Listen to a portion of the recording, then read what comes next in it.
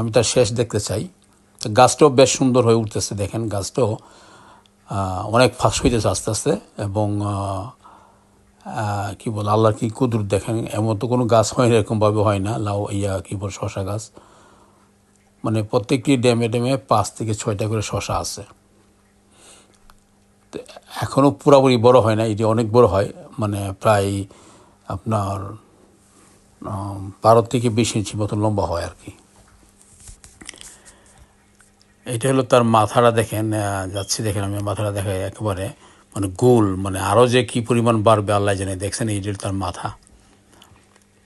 কারণ আমি দেখবো ইনশাল্লাহ কদিন বেঁচে থাকে গাছটা। কি শশা গাছ তেমন বেশি দিন বাঁচে না অবশ্য, মাস থেকে 1.5 মাস, যখন ফল দেওয়া শুরু করে 1.5 মাসের মতন, তারপর কোনো এক কারণ বসে, হয়তো পানির কারণে বা মাটির কারণে, জানি না।